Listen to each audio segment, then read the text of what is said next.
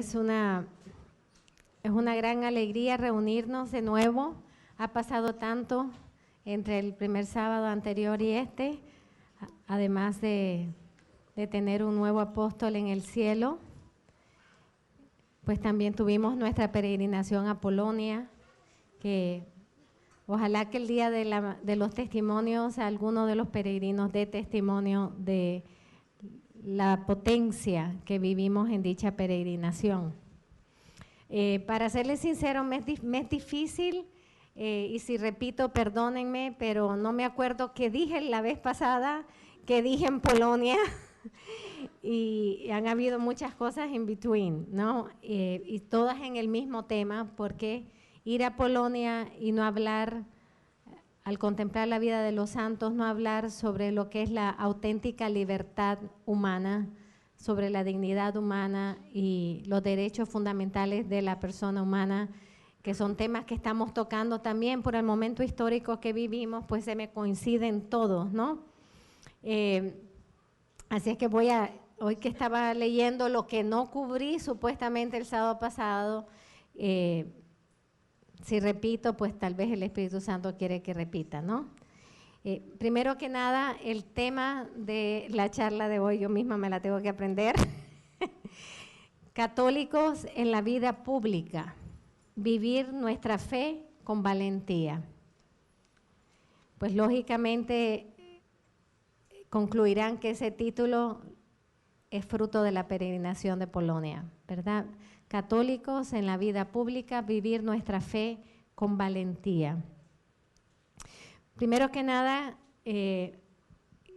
quisiera que nos localicemos en el magisterio de San Juan Pablo II primero, para recordar que tanto su primera encíclica, Redentor del Hombre, ya colocó a la iglesia entera y colocó todo lo que pertenece a la iglesia y le pertenece a la persona humana con una dirección clara.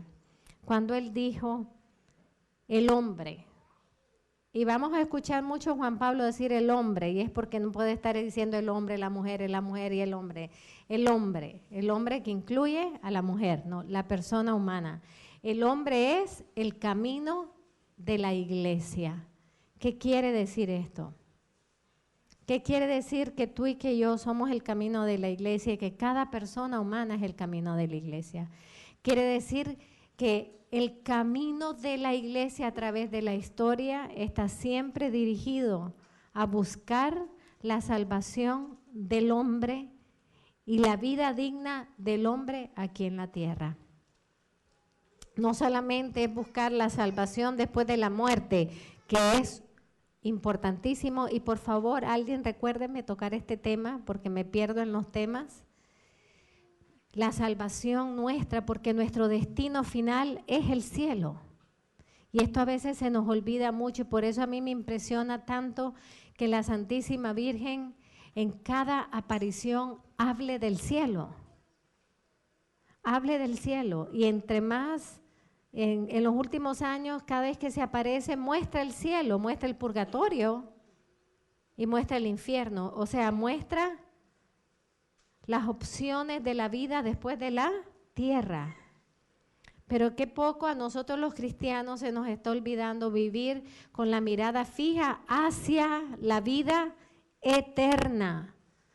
Y sin embargo, hermanos, si nosotros no tenemos la mirada fija hacia la morada eterna, no construimos aquí en la tierra con opciones maduras y responsables ese destino. Porque las opciones que nosotros hacemos aquí en la tierra son las que nos preparan y las que nos abren nuestro camino eterno. Y no podemos separar la eternidad de nuestra vida temporal aquí en la tierra. La tierra no es el fin, pero es el camino a la eternidad. Y lo que hacemos aquí hoy, en nuestro presente, determinará hacia dónde voy en la vida eterna. Por eso es que no podemos olvidarnos de la vida eterna. Qué poco se habla del cielo, ¿verdad?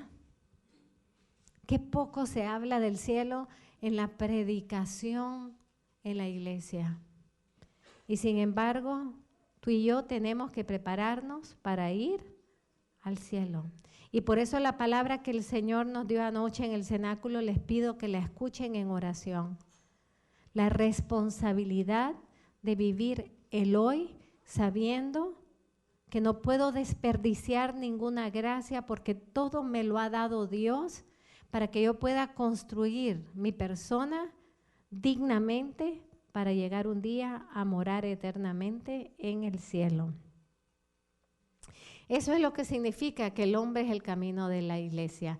O sea, que la iglesia tiene siempre a la persona como misión. Le pueden preguntar, ¿cuál es la misión de la iglesia? Evangelizar. ¿Para qué se evangeliza? ¿Para qué se evangeliza? Para que la persona humana conozca el amor de Dios, porque una vez que se sepa amado por Dios, toda su vida se transforma. La misión de la iglesia es formar en la verdad. ¿Por qué? Porque la verdad hará libre al hombre. Y el hombre libre nunca se convierte esclavo de nada temporal. Entonces, esto significa esa frase tan sencilla con que inició San Juan Pablo II su encíclica Redentor del Hombre. El hombre es camino de la iglesia. Y por lo tanto, hermanos, la iglesia tiene no solamente el derecho, tiene el deber de enseñar todo lo que se relaciona con la persona humana. Y tiene el deber de alzar la voz cuando algo en la vida de la persona humana no está en concordancia con el plan creador de Dios. Por eso cuando nos dicen, ¿por qué la iglesia se mete en? ¿Qué tienen que contestar ustedes? Se mete en eso porque eso me toca a mí. Y si me toca a mí, la iglesia, que es mi madre, tiene el derecho de decir algo sobre ello. Hay que saber responder, hermano. ¿Por qué la iglesia se mete en decir a quién hay que amar? Bueno, porque es que el amor es de Dios. Dios es amor. Y Dios es el único que establece los canales del amor. Y esos canales tienen un propósito unitivo y procreativo. Por lo tanto, la iglesia tiene que recordar eso, porque tiene que ver con la vida del hombre. O sea, que la iglesia, como uno dice, la iglesia que se dedique a enseñar devoción. No, hermanos, la iglesia enseña devoción. La iglesia enseña auténtica espiritualidad, pero una auténtica espiritualidad tiene consecuencias concretas en la vida de la persona humana, en sus opciones, en su conducta y en su razón de existir, en el sentido de su vida. Por lo tanto, si el hombre es el camino de la iglesia, la familia, también dijo San Juan Pablo II, es el camino de la iglesia. Eso lo dijo en su carta a la familia, pero también lo dijo en su exhortación apostólica sobre la familia, familiares consorcio. Ya eso lo vamos a estudiar más adelante. Pero ¿por qué la familia también es el camino de la iglesia? ¿Por qué la iglesia tiene tanto que decir a la familia? De tal grado que, fíjense que con San Juan Pablo II se inventó un término, si podemos decir, el evangelio de la familia, el evangelio de la vida, el evangelio del sufrimiento, el evangelio de, ¿verdad que antes no se oían esos términos? ¿Qué quiere decir ese término? Quiere decir lo que el evangelio tiene que decir sobre ese tema. Cuando nosotros decimos la iglesia proclama el evangelio de la vida, ¿qué quiere decir esto? Quiere decir, y les digo estos términos porque ustedes tienen que saber responder. Quiere decir que el evangelio tiene algo que decir sobre el tema de la vida. el evangelio sobre la familia. El evangelio de la familia quiere decir que el evangelio tiene algo importante que decirle a la familia, tan importante que el evangelio se inicia con una familia, la Sagrada Familia. Así es que tenemos que, hermanos, profundizar, reflexionar para saber dar una respuesta adecuada a las preguntas que el hombre se hace hoy y que nos las hacen a nosotros. El Papa Francisco ha denunciado muchísimo lo que él le llama la globalización de la indiferencia. ¿Hacia quién se dirige la indiferencia? Hacia el hombre. O sea, fíjense que San Juan Pablo II y Benedicto XVI fuertemente hablaron sobre la dignidad de la persona humana, al grado de decir que el hombre es el camino de la iglesia, la familia es el camino de la iglesia y, por ejemplo, el Papa Benedicto XVI en Querétaro, en su visita a México, que no llegó a México capital, sino a Querétaro, dijo, tenemos la obligación de crear un mundo digno de la persona humana. Y eso también yo se los digo a ustedes. Tenemos la obligación de crear familias dignas de la persona humana. Tenemos la obligación de crear colegios dignos de la persona humana. Tenemos la obligación de crear una familia espiritual que me encantó, que hoy el Señor nos mostraba a todos debajo de una carpa. No había un montón de carpas, era una sola grande y todos nosotros dentro.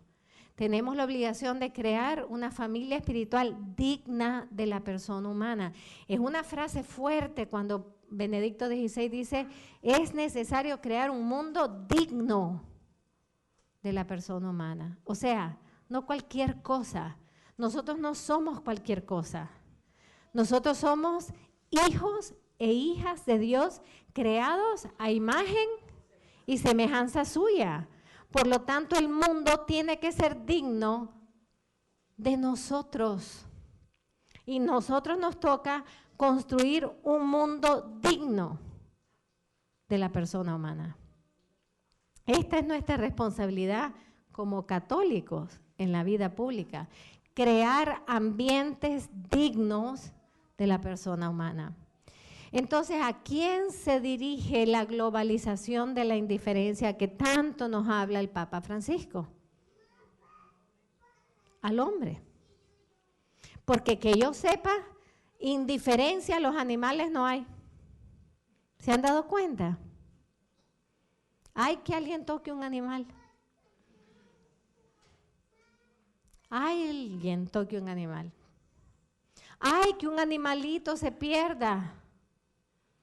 ¿Y cuántos hombres y mujeres son fruto de la trata humana? ¿Y quién se preocupa por ellos? Ay, que no se le ponga una vacuna a un animalito. Y con esto no estoy diciendo que estoy de acuerdo que no se haga nada de eso con los animales. Pero lo que estoy diciendo, hermano, es que tenemos distorsionadas nuestras prioridades. Ay, que no se vacune un perro. ¿Y cuántos niños en nuestros países mueren por falta de una vacuna?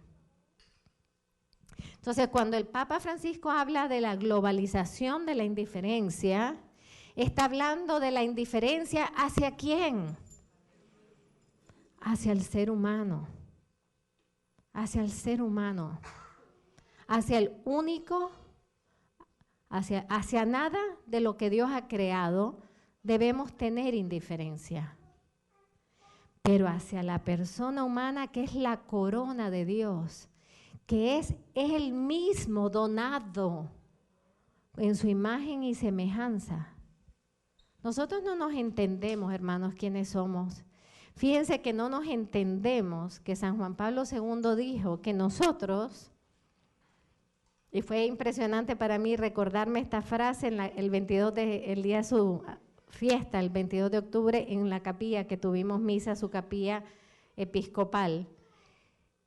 cuando él dice, el hombre tiene que reconciliarse con su propia dignidad. Nosotros tenemos que reconciliarnos con quienes somos, con nuestra identidad, con nuestra dignidad.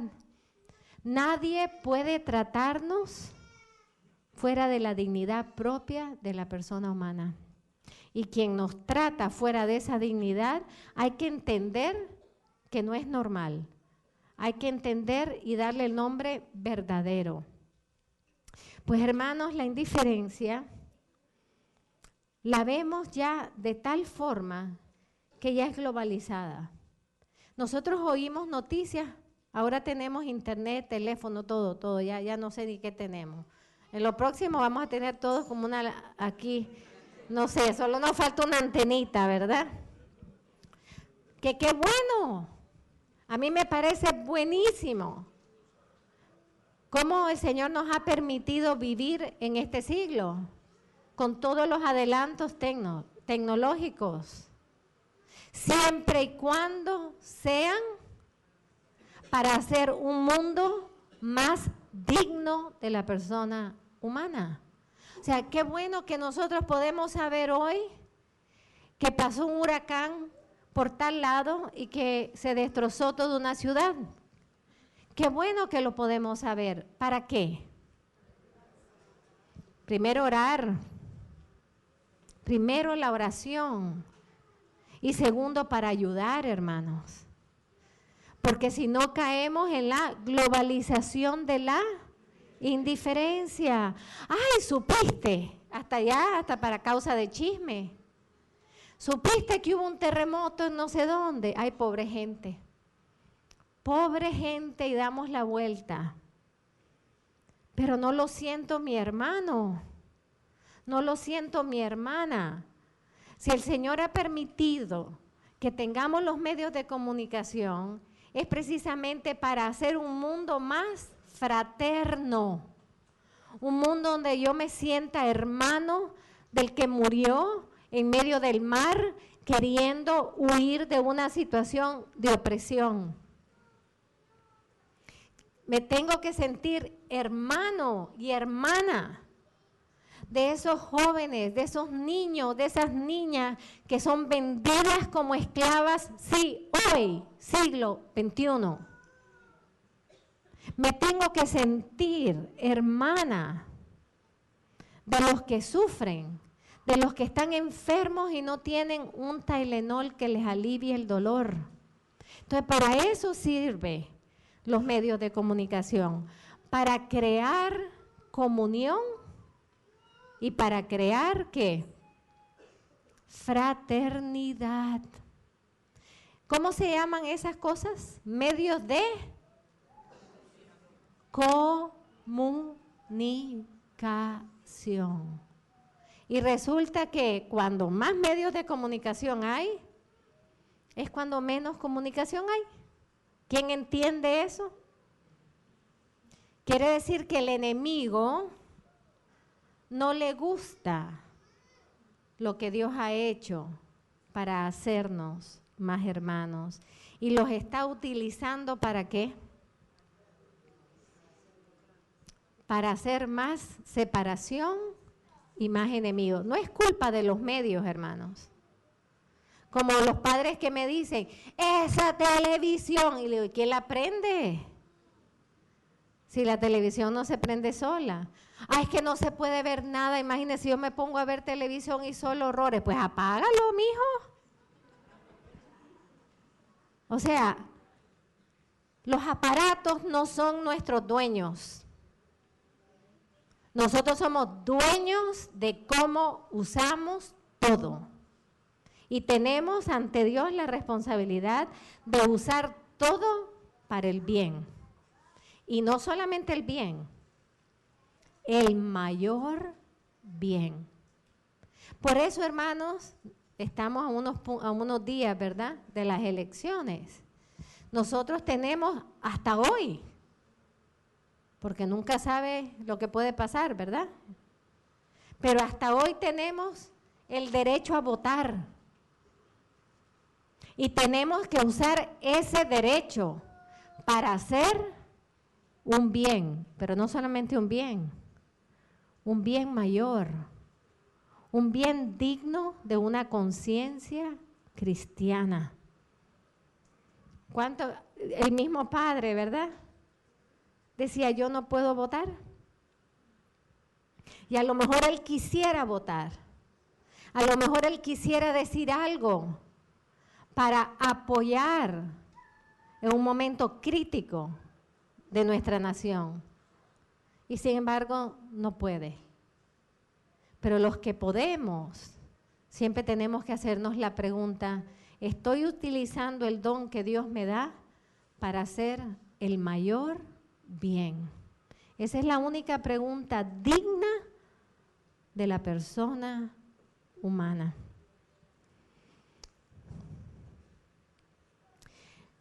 En la globalización de la indiferencia hay muchas formas de llevarla a cabo y de definirla y de manipularla.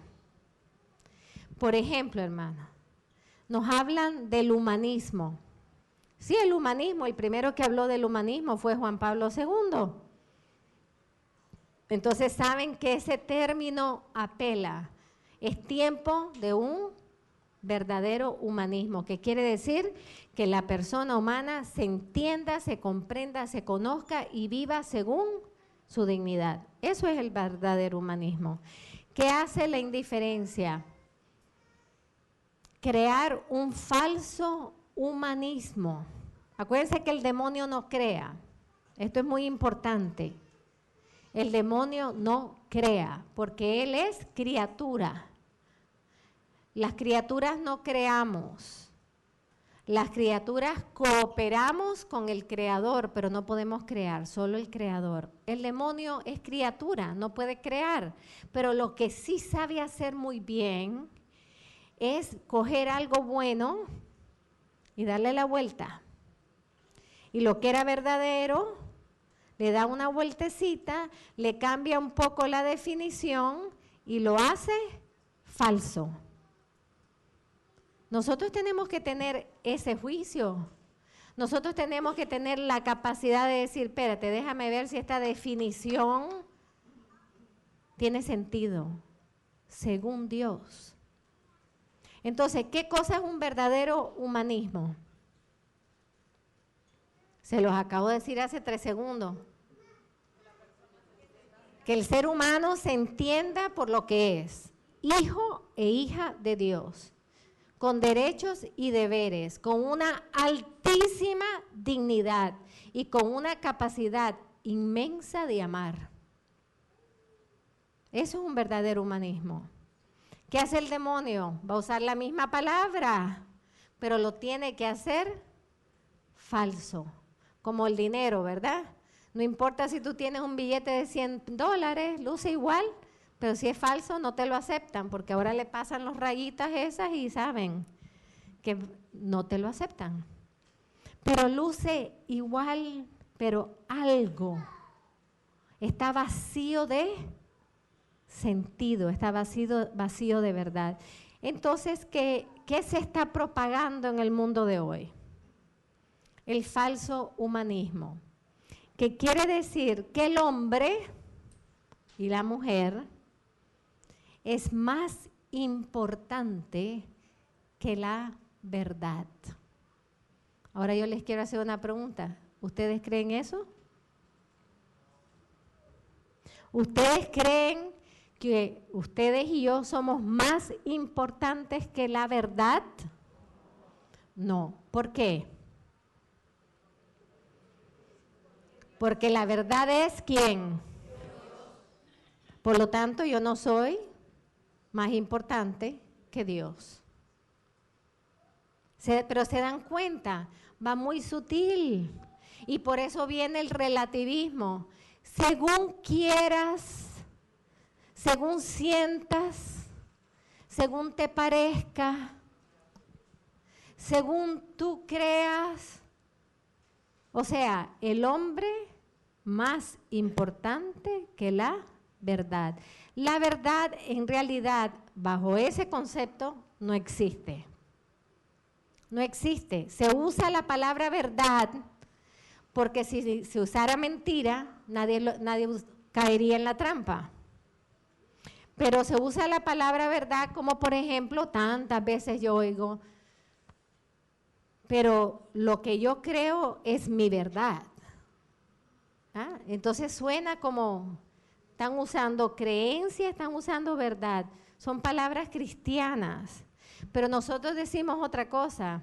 Yo creo en una verdad que se me ha sido revelada y esa verdad se llama Jesucristo. Y Él me enseñó la verdad. O sea, yo no soy el origen de la verdad. Yo soy el recipiente o la recipiente de la verdad. Esto es importante, hermano. Les estoy dando raíces de las batallas. ¿Ah? ¿Qué es el relativismo? Al cual el Papa Benedicto le llamó la dictadura. Levanten la mano los que saben aquí lo que es una dictadura.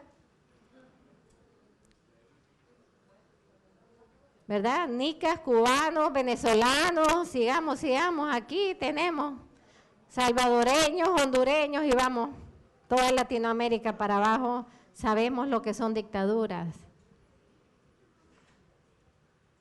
¿Saben lo que es utilizar el término al iniciar un papado?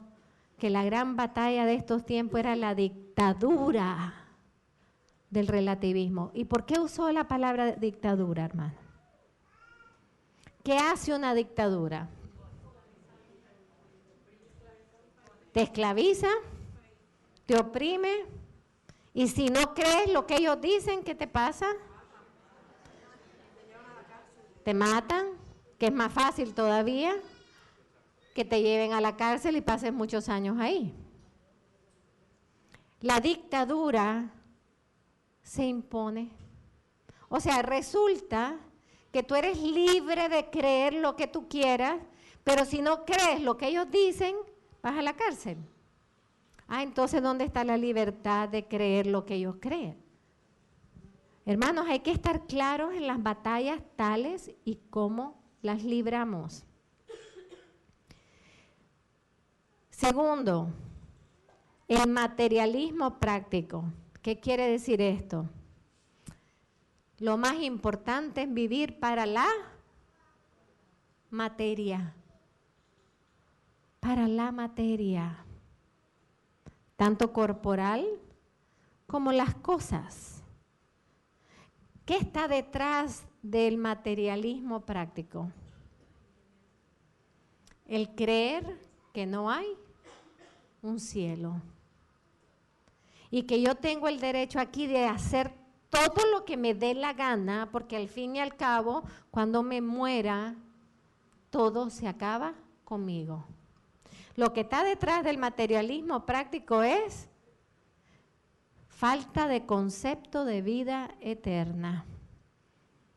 Lo que vale es mi cuerpo, lo que me pongo, lo que tengo. Que no estoy en contra de que cuiden su cuerpo, ni que tengan cosas, ni buenas cosas, pero que no sea su fin. Que no sea su fin. Porque el fin de nuestra vida es vivir eternamente felices con Dios. Tercero, que entra dentro de la dictadura del relativismo, es el pensamiento relativista. En realidad no hay verdades absolutas. La verdad la defines tú. Si tú te crees ser elefante, eres elefante. Si tú te crees que cualquier tipo de amor, como le llaman, es válido, pues es válido. O sea, yo soy quien define la verdad. Pero atención, se supone que no hay verdades absolutas, ¿verdad? O sea, lo que están diciendo es que la iglesia no puede decir que hay verdades absolutas, lo que pasa es que no dicen la iglesia. Pero ellos sí dicen verdades absolutas. Y nosotros nos tenemos que someter a ellas. ¿Y si yo no creo en ellas? ¿Y si yo no creo en esas verdades? Si yo creo que hay una verdad absoluta que ya ha sido revelada, que se llama Cristo y su Evangelio. Hay una verdad absoluta. Pero los que dicen que no hay, después de todo, como fuimos creados para creer en verdades absolutas, resulta que ellos sí creen en verdades absolutas, pero las que ellos mismos dijeron. Lo que no creen son en las que dijo Dios. Yo tuve como por un año un diálogo a través de email con un masón grado 33. Lo que pasa es que, bueno, de todas maneras, aunque hubiera sabido en el primero lo sigo, más lo hubiera seguido. Pero al principio era muy cordial, y seguía el email para arriba, email para abajo, y hasta que me dice que él no cree en dogmas, que los dogmas son la opresión de la humanidad. Eso me recordó a Rusia, ¿no? La religión es el opio de los pueblos. Que los dogmas es la opresión de la libertad. Entonces yo le tendí una trampa y le digo, dime en qué crees entonces. Y él me empezó una lista gigante. Y le digo, pues tú eres un esclavo de esa lista. O sea, tú crees en tus dogmas que te dicen los masones, tú eres esclavo. Porque tú no dejas los masones y andas como pájaro libre. En resumen, año y medio con el masón, que me dijo de todo, pero creo que lo hice pensar. Por lo menos lo hice pensar. Como los hermanos separados a veces que me dicen, ¿por qué tú tienes que seguir lo que dice el Papa? Y yo le digo, por la misma razón que tú sigues lo que dice tu pastor, mijo. Y el tuyo ahí nació ayer, el mío nació hace 2000 años. Yo estoy más segura con el mío. El tuyo hace 3 meses no existía la iglesia y hoy está ahí. Y tú te sometes a ese pastor y tú estudias la Biblia con ese pastor. ¿Por qué tú crees en él? ¿Y por qué no me dejas a mí creer en el mío? Que el mío tiene 2000 años. ¿Se dan cuenta, hermanos? Pero hay que tener agudeza en el pensamiento. Y eso viene de la formación. Por eso la formación no es opcional para el cristiano. Y la cuarta, primero es el humanismo falso, el materialismo práctico, el pensamiento relativista y el nihilismo. Suena así como raro, ¿verdad? Es con H, nihilismo. No tiene nada que ver con hilos. ¿Ah? Para las costureras, ya había Pris y yo ya que estaba metiendo algo en la máquina. Nihilismo quiere decir el placer, mi meta suprema. ¿Ustedes creen que eso es peligroso? Claro que sí, hermano. El placer, meta suprema. ¿Saben quién entendió esto también? San Juan Pablo II. En su famoso libro Amor y Responsabilidad. Y dijo, el grave problema que existe hoy, y esto fue en 1959, yo creo que él decía hoy porque era su hoy, pero en realidad estaba hablando para nuestro hoy. Es el que quiere vivir el placer sin ninguna responsabilidad. Eso es fácil, ¿verdad? Yo me acuesto todas las noches con uno diferente, pero me tomo contraceptivo para que no hayan consecuencias de mi placer. Esa es la mentalidad, hermano. Detrás del nihilismo está la eutanasia. Está la eutanasia.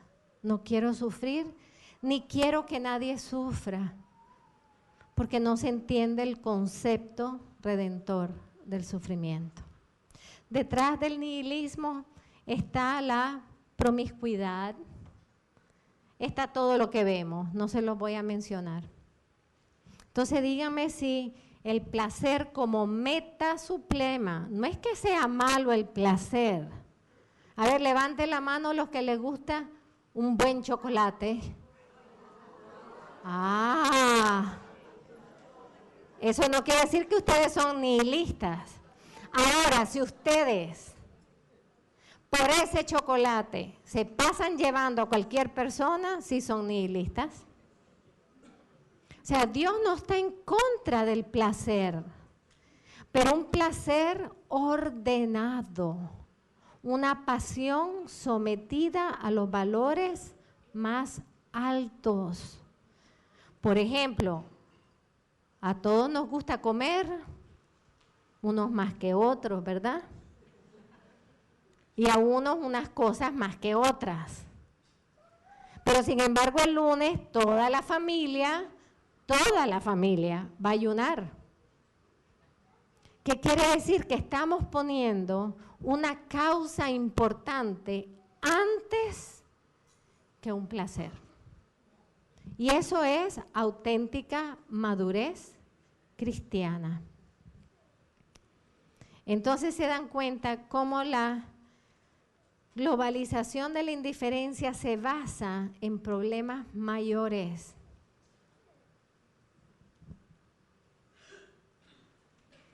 Nosotros no somos capaces, hermanos, de darnos un significado por nosotros mismos. Por eso dijo San Juan Pablo II que solo Cristo revela al hombre quién es el hombre. O sea, solo Dios, hecho hombre, nos revela a nosotros quiénes somos. Porque ¿saben qué? Como dice el Salmo 8, ¿qué es el hombre para que te acuerdes de él? ¿Qué es el ser humano para darle tanto poder? Lo hiciste semejante, casi semejante a Dios. ¿Ustedes se imaginan a Jesús rezar ese salmo? Diciéndole al Padre, ¿qué es el hombre para haberme mandado a mí como uno de ellos? ¿Qué es el hombre para hacerme a mí vivir aquí en la tierra como uno de ellos en todo, menos en el pecado? Porque el pecado, hermanos, contrario a lo que ustedes oigan, no es parte de la humanidad. Es parte de la naturaleza caída y nosotros no fuimos creados con nada caído. Los que nos caímos fuimos nosotros. Por lo tanto, en el plan original de Dios no estaba nuestra naturaleza caída. En el plan original de Dios estaba que fuésemos inmaculados, santos, intachables ante Dios y ante los hombres, como a la que les voy a pedir que le den un aplauso, la más bella de las criaturas.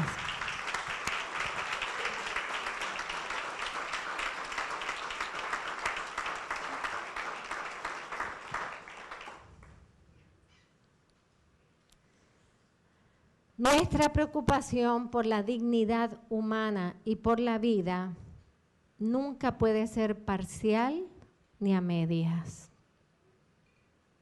Me decía una persona, pero es que ustedes hablan mucho del aborto.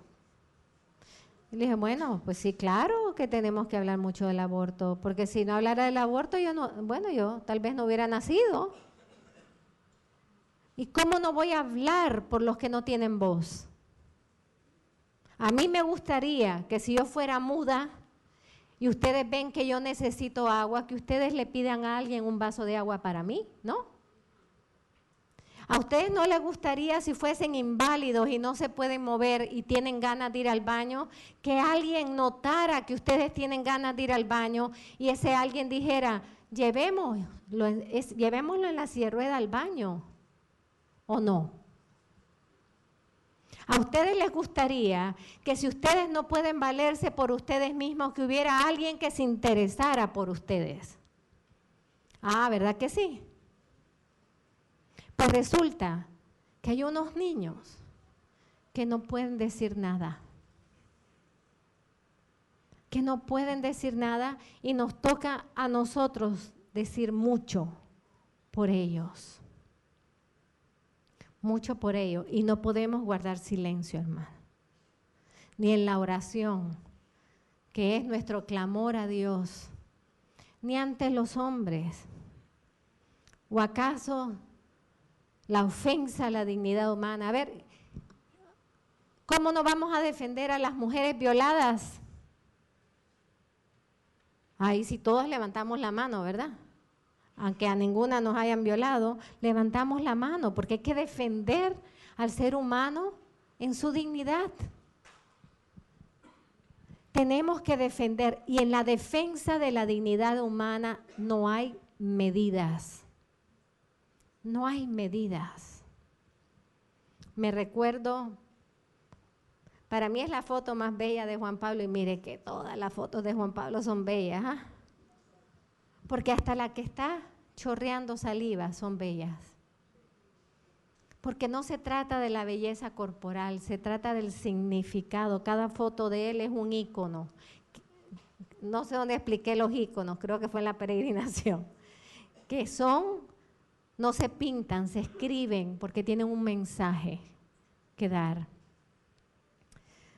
Una de las primeras cosas que San Juan Pablo hizo cuando fue elegido pontífice fue llamar a un pobrecito padre africano que había oído que este padre arriesgaba su vida por salvar a los niños y a las niñas que eran vendidas en la trata para ser esclavos. Y este padre se metía en las selvas de África para ir a rescatar uno por uno niños y niñas. Y Juan Pablo lo manda a llamar al Vaticano. ¿Ustedes se imaginan este padrecito africano allá en el medio de la selva que lo manda a llamar el sumo pontífice? Le dice, cuéntame lo que haces. Ahora, qué belleza de Juan Pablo, ¿ah? Que tenía pocos meses de ser papa y ya sabía lo que pasaba en las selvas de África. Y él le cuenta y le dice, Juan Pablo, el próximo año voy y llévame ahí. Y así fue. Y los que han visto la película Caro, ¿quién ha visto la película Caro? Todavía hay gente que no. No puede ser. No, pues a comprarla, lo siento mucho. Dale descuento, sí, pero la tienen que comprar. Y las dos, ¿ah? Las dos porque no se entiende la segunda sin la primera. Aquella famosa imagen de Juan Pablo yendo por unas cuevas donde están las cadenas donde amarraban a los niños, que amarraban, esclavizaban a los niños. Y hay una famosa foto, que yo tengo esa foto, que Juan Pablo se recuesta en la piedra. ¿Por qué? Porque ustedes saben cuál era el final de la cueva. Un bello mar. Y nosotros vamos al mar para algo bello, ¿verdad? Entonces resulta que estos niños salían de la cueva para meterlos en los barcos de quienes lo compraban y se los llevaban lejos de su familia. La mirada de Juan Pablo a ese mar habla más que todas sus encíclicas. ¿Cómo no vamos a hablar? ¿Cómo no vamos a levantar la voz? ¿Cómo no vamos a hacer algo, por muy pequeño que sea, cuando se trata de defender la dignidad de la persona humana, quien sea y como sea? Pensé que estoy perdida, ¿ok? A nosotros nos corresponde, como hijos de Dios. El Padre dijo tan lindo en su homilía, dice, si yo votaría como hijo de Dios. Por lo tanto, votaría por los mandamientos de Dios. Qué sencilla explicación dio, ¿verdad? A nosotros como hijos de Dios, ¿qué nos corresponde hacer? Construir una civilización digna de la persona humana, una cultura de amor. ¿Dónde empieza la cultura del amor? En la familia, eso es otro tema que va a durar mucho tiempo. En la familia. ¿Dónde comienza la cultura de la vida? En la familia. ¿Dónde comienza la cultura de la misericordia? En la familia. ¿Dónde comienza la cultura de la madurez y la responsabilidad? En la familia. Por eso la familia es el corazón de la nueva civilización. Siempre será el corazón de la civilización del reino de Dios. Y a nosotros nos toca, como dijo Juan Pablo II en el Evangelio de la Vida número 28, en el horizonte de luces y sombras, porque hay que estar claro, no todo es sombra, ¿eh? Hay muchas sombras y hay que darle los nombres a las sombras y hay que denunciar las sombras. Pero hay muchas luces que hay que hablar de ellas porque las noticias no hablan de las luces, ¿eh? Porque van 2 millones de jóvenes a una marcha pro vida y no salen las noticias. Entonces a nosotros nos toca hacerlo noticia. Tal vez no vamos a usar, no voy a mencionar canales, no vamos a usar esos canales, pero vamos a usar nuestros Facebooks, nuestros Twitters y todo lo que tengan. Todo, WhatsApp, todo el abecedario. Hay que ser portadores de la buena noticia. Y eso es parte de la misión que nosotros tenemos hoy. No manden mensajitos ahí sublimes. No, manden noticias reales. Buenas. Miren este sacerdote que dio la vida por salvar a uno. ¿Está pasando hoy, hermanos? Está pasando hoy. Miren esta religiosa que murió en el terremoto por cubrir a unos niños. Buena noticia. Y hay que pasarla a ¿quiénes? ¿Ustedes han visto algunos canales decir eso? No. Ah, pero un sacerdote o una religiosa hace algo malo. Hasta aparecen canales nuevos. Entonces nosotros vamos a hacer un subcanal más fuerte, más inteligente, el que llegue a todo el pueblo. Hermanos, hay que ser gente contraataque, ¿eh? Hay que tener militancia. Y esto lo decía San Maximiliano Kolbe. Llegarán los tiempos en que el demonio dominará. Él no usaba el lenguaje de nuestro siglo porque no existían las cosas que existen hoy. Él no dijo dominará los grandes canales de televisión, ni nada. No, dijo dominará las maneras de informar a la gente. Entonces, ¿el qué hacía? En su pequeñez, pero pequeñez que fue grande para su época, hacer el newsletter de los Caballeros de la Inmaculada y lo pasaban. Por ese newsletter lo odiaron los nazis, porque él lo que hacía es, nos lanza mentira, yo lanzo verdad. Y por los caminos que nadie se imagina. Este horizonte de luces y sombras debe hacernos a todos plenamente conscientes de que estamos en un enorme y dramático choque entre el bien y el mal. Ya hablamos en la primera que estábamos en la gran confrontación, que lo dijo en 1976. ¿Confrontación entre qué? A ver si se acuerdan. Entre la iglesia y entre el evangelio y entre Cristo y él. Pues fíjense que en el Evangelio de la Vida, una encíclica importantísima, muchos años después ya como sumo pontífice, dice el choque entre el bien y el mal, entre la muerte y la vida, entre la cultura de la muerte y la cultura de la vida. Y estamos no solo, esto me encantó, oigan esta frase, no solamente es que estamos ante, como que si estamos viendo una obra de teatro, ¿no? No solamente es que estamos ante este choque, estamos en el medio del choque, porque nosotros somos protagonistas de la historia. Nosotros no estamos viendo cómo choca el bien y el mal. Nosotros tenemos que estar actuando el bien y haciendo el bien y orando por el bien y sacrificándonos por el bien y haciendo en todo momento el bien para inclinar la batalla hacia el bien. Tenemos que estar ayunando. A mí me impresiona que la Virgen dice, oren y ayunen. El ayuno tiene capacidad de detener guerras. ¿De verdad nosotros creemos eso? Bueno, si lo creyéramos, ayunáramos más, ¿no? Y si no hay el pastelito a las 10 de la mañana, ¿qué pasa? Ay, si yo creyera que si yo no como ese pastelito, yo estoy deteniendo algo. Y si yo creyera que si la Virgen pide ayuno miércoles y viernes, a la manera que yo pueda hacerlo, yo voy a cooperar con esa petición, porque ella tiene un plan que yo no conozco, pero su plan es un bien para la humanidad.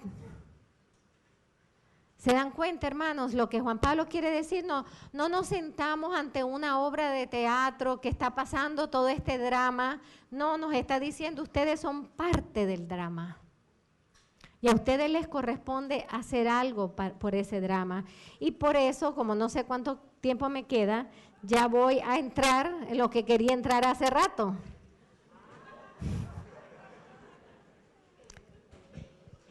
¿Se están quedando claros que ustedes no están ante? ¿Están a dónde? En el medio. Y que por eso tienen algo que hacer. Así que vamos a hablar sobre un bellísimo documento que escribió un obispo de los Estados Unidos, el obispo Olmsted, que para que sepan y oren por su alma, acaba de morir su papá, que se llama Católicos y Vida Pública. ¿Qué tienen que hacer los católicos en la vida pública? Porque ustedes saben que aunque nosotros no estemos supuestamente bajo un sistema comunista, nos quieren llevar a hacer lo mismo. Igual. Ay, sí, tú católico, pero en tu casa. Es un tú ahí en la iglesia, pero no te metas a decir algo sobre lo que sucede en la vida. No te metas a decir algo diferente. Tú tienes que vivir tu fe en silencio. Y es lo opuesto a la fe, hermanos. Esto quiero que ustedes estén claros. La fe por naturaleza se comunica. El que cree y se lo guarda para sí mismo, no solamente es un egoísta, sino que no vive el Evangelio. Jesús dijo, vayan a todas partes y prediquen la buena nueva del Evangelio y hagan discípulos de todas las naciones. Así es que guardar silencio y no predicar el Evangelio es contrario a la enseñanza de Cristo. No, es que en mi trabajo no me dejan poner en el escritorio una estampita de la Virgen. ¿Y por qué no? ¿Y por qué al budista sí le dejan poner al gordo? A ver, con respeto, ¿ah? ¿Pero por qué? Tenemos que hacernos estas preguntas. Y los cristianos tan rápidamente, ay, voy a esconder la medallita, voy a esconderla. ¿Y por qué tú no preguntas, mira, para mí esto es mi vida? Como si tuviera la foto de mi familia. ¿Por qué me pides que yo la quite? Tenemos que hacer preguntas razonables que no sé si les van a contestar, pero por lo menos hacerles pensar. Pero nosotros los cristianos somos los primeros en traten de quitarle a un judío de la puerta de su casa, ¿cómo se llama? ¿Dónde está el rollito? A ver, traten. Fidelidad, hermanos. Nadie le está diciendo que ustedes le tape estampas de la Virgen a todos los compañeros de trabajo. Pero en tu escritorio, ¿o acaso no es tu escritorio? ¿Acaso tú no tienes derecho de poner ahí lo que tú amas? Lo que tú amas. Y nadie tiene derecho a decirte que lo que tú amas no es importante. Debemos insertarnos en la cultura. ¿Saben una cosa, hermanos? Nosotros somos muy fáciles de echar culpa y eso ya viene desde el Génesis, ¿verdad? ¿Qué pasó en el Génesis? Ya lo hablamos, la culpa de la serpiente, la culpa de la mujer y Adán le echó a la mujer a la serpiente y bueno, ahí se quedó. Y a partir de ese momento todos echamos culpa a alguien.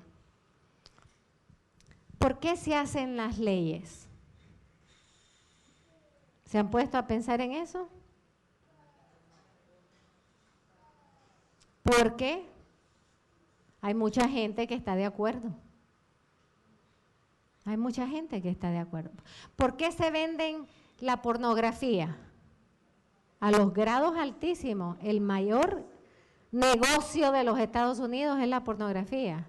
¿Por qué se vende pornografía? Porque la compran. Los negociantes saben que tú vendes la mercancía que más se compra. O sea que el problema más bien está para nosotros que no somos, pues, nadie que estemos en el gobierno. Nuestra mayor misión es cambiar ¿qué? Corazones. Cambiar corazones, abrir ojos, enseñar la verdad, hacer razonar, hacer pensar, para ir cambiando. Se cambian corazones, ¿qué se va cambiando? La cultura.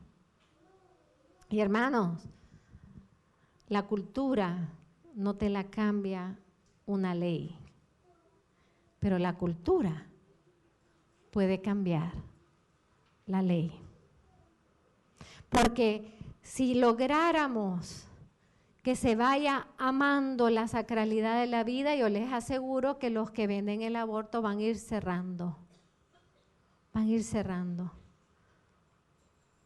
Si nosotros logramos apagar la televisión cada vez que algo inmoral se presente, después de un año van a empezar a cambiar programas.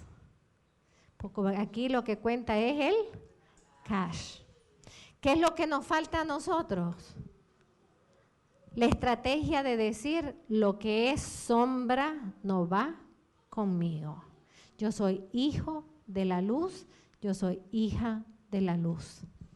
Si todos los cristianos hiciéramos eso, algo empezaríamos a cambiar.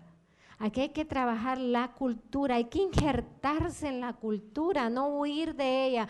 Esta cultura es malísima, cultura de muerte, pues ¿qué vamos a hacer para construir la cultura de la vida? No es que esta cultura del egoísmo, pues empieza a amar, empieza a servir y que tu testimonio empiece a involucrar personas. Y tú vas a ver cómo la gente empieza a amar, servir a los demás.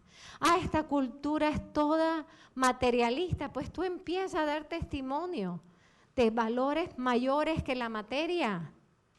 Empieza a compartir con tus compañeros lo que es más importante. Si no, pregúntenle a un enfermo. Pregúntenle a un enfermo qué es más importante. O sea, tenemos mucho que hacer de injertarnos en la cultura, no huir de ella. No huir de ella, hay que entrar para cambiarla. Eso es lo que nos llamó el Concilio Vaticano II. Lo que pasa es que muchos entraron y se dejaron cambiar, en vez de cambiar ellos la cultura. Dice el Señor, brille tu luz. ¿A dónde? Sobre los hombres. Y no se prende una lámpara para esconderla. O sea, no se te prende una lámpara para salir huyendo allá en un lugar en el medio del monte donde nadie sabe que tú existes. No se prende una lámpara, el Señor no se encuentra contigo, no cambia tu vida, no te enseña la verdad para que tú salgas huyendo, sino para que tú salgas de frente a donar ese don, ese tesoro. Al que lo reciba, bendito sea Dios, y al que no lo reciba, Dios tendrá que lidiar con él. Tenemos que llevar al Señor a la cultura, cumpliendo en todo la voluntad de Dios, hermano. Sí, nos toca tiempo de gran fidelidad. Por algo el Señor inspiró al Padre a hablar de fidelidad en las cosas pequeñas. Porque el Señor no nos va a confiar cosas grandes si no somos fieles en lo pequeño. Este es un tiempo de ser muy fiel a la voluntad de Dios. ¿Por qué? Porque el que es fiel a la voluntad de Dios tiene consigo el poder de la gracia de Dios. Tiene el poder de cambiar corazones. No poder nuestro, poder de Dios que reside en nosotros, hermanos. Si Pablo cambió, cualquiera puede cambiar, hermanos. Si Magdalena cambió, cualquiera puede cambiar. Pero se encontraron con Cristo y nosotros somos los canales de llevar a Cristo a muchos. Y para muchos nosotros somos el único evangelio que ellos van a ver. Acuérdense del sultán que dijo, si todos los cristianos fueran como Francisco, yo ya me hubiera hecho cristiano. Pero gracias a eso, son los cristianos los que han estado por 700 años custodiando los lugares santos en Tierra Santa. O sea, si no hubiese sido por el testimonio de San Francisco, nosotros no podríamos ir de peregrinación a Tierra Santa, ¿se dan cuenta?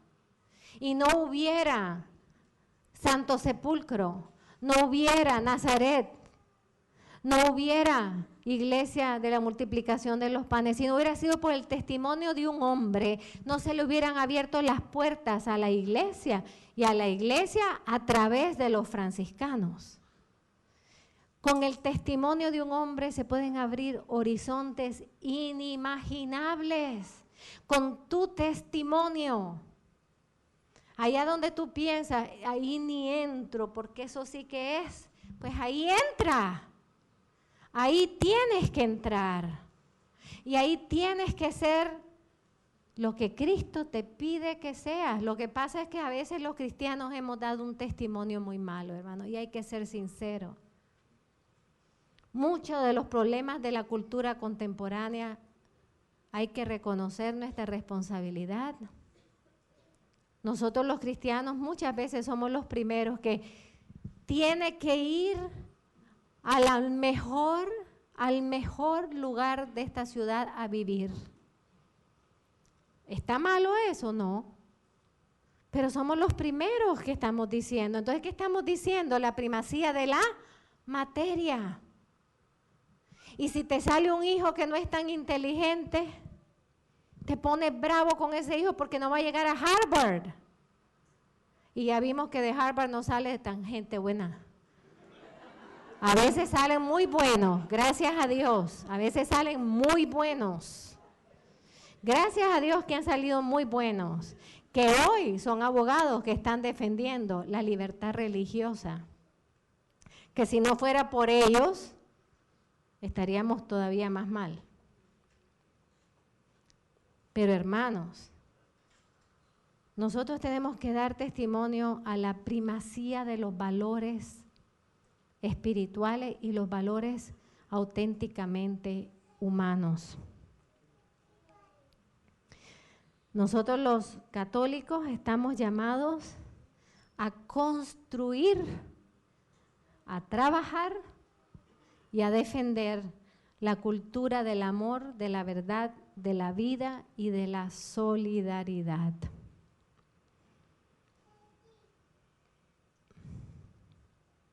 En este folleto que hizo este obispo, me pareció excelente, lo hizo tipo preguntas y respuestas. Yo creo que se les envió a ustedes, ¿verdad? ¿Qué hizo él? Las preguntas que le hacía a su pueblo, ¿las contestó? Un buen pastor. Pero antes de entrar en las preguntas, quiero decirle algo de Populusco, del beato Jerzy Populusco, que fue el primero que vimos en nuestra peregrinación a Polonia. Este joven sacerdote que murió cruelmente asesinado por los comunistas en Polonia en 1984. ¿Por qué? Por tener el coraje de reunir a muchedumbres, primeramente de jóvenes estudiantes, a celebrar la Santa Misa, con una cruz en la mano y un rosario en la otra. Y en su homilía hablar la verdad de Dios. Y porque podemos hablar la verdad sobre Dios, es que podemos hablar la verdad sobre el hombre. Lo desbarataron. Pero hay una frase de él que a mí me toca profundamente en una de sus tantas homilías. Dice, la verdad nunca cambia.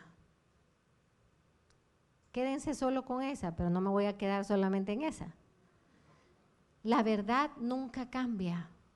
Hermanos, todo pasará. Los que mataron a Populusco ya murieron y él es ahora un beato de la iglesia.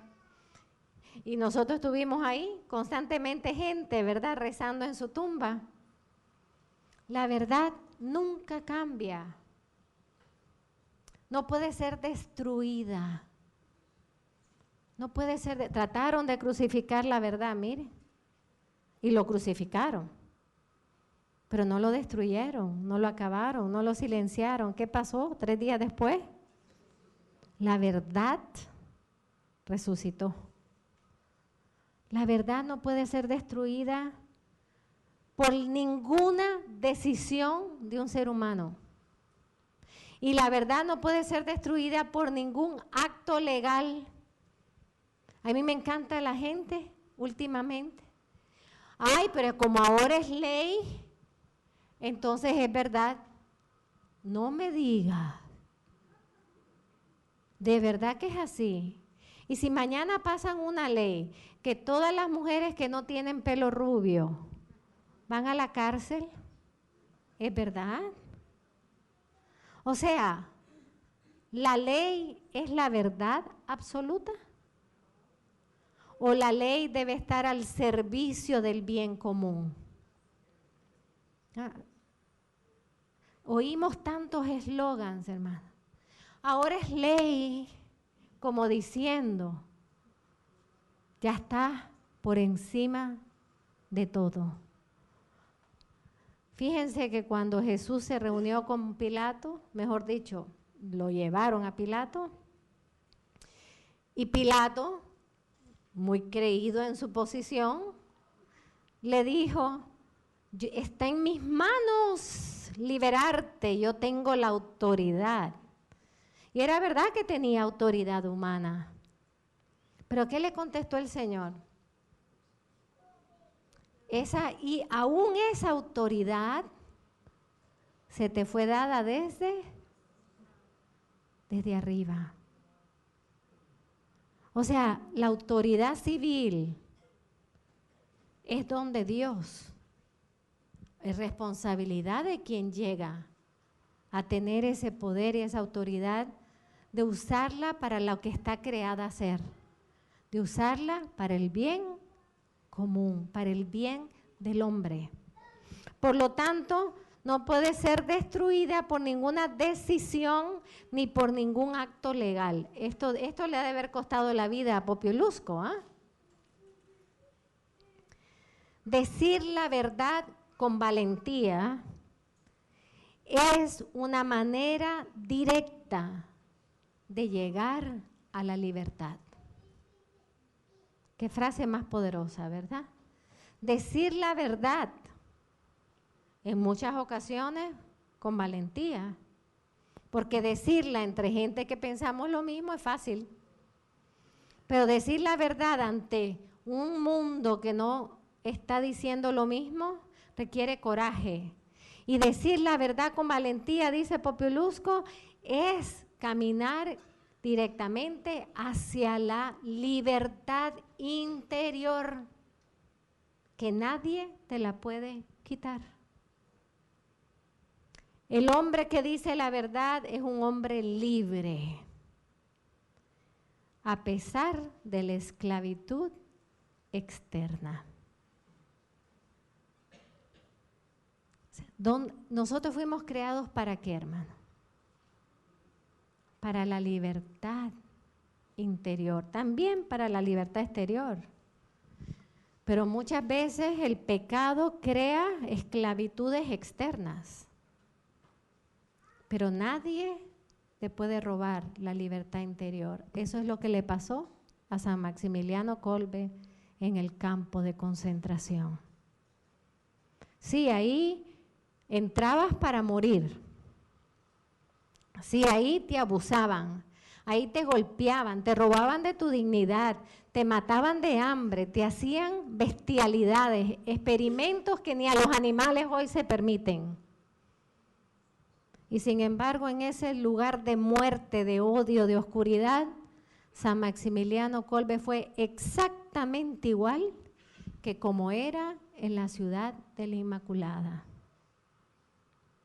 Y por eso él no dijo, ay, como aquí me tengo que defender, sálvese quien pueda. Dijo, no, aquí yo voy a dar mi vida para salvar la vida de otro. Y voy a enseñar a otros que el amor es más grande que todos los pecados del mundo. Y eso es lo que hizo. ¿Cuánto me queda? ¿Todavía? Los laicos, ustedes tienen una misión importantísima en la sociedad, no solamente en la iglesia, eso ya lo sabemos, pero en la sociedad. Ustedes están llamados por Dios, por su vocación seglar, a cambiar ¿qué? Si lo dice la misma palabra seglar, a cambiar las estructuras seculares. Por eso es que los seglares tienen que estar bien formados, ser hombres y mujeres de mucha oración, de mucho evangelio, de mucha claridad en el magisterio y hombres y mujeres inteligentes que sepan aplicar toda la verdad en las estructuras seculares. A ustedes les toca cambiar desde adentro el mundo.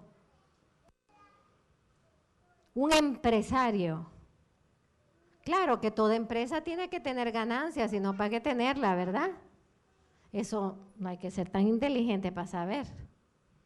Pero un empresario que construye una empresa y sabe valorar la dignidad de sus empleados y darle un salario justo y unas vacaciones justas, ese empresario ha construido la civilización del amor en el mundo. Un hombre que lleve a la política. Dice, es imposible llegar a la política a un hombre puro o una mujer pura. Sí, es bastante difícil porque la política está muy corrupta, ¿verdad? Pero para Dios nada es imposible.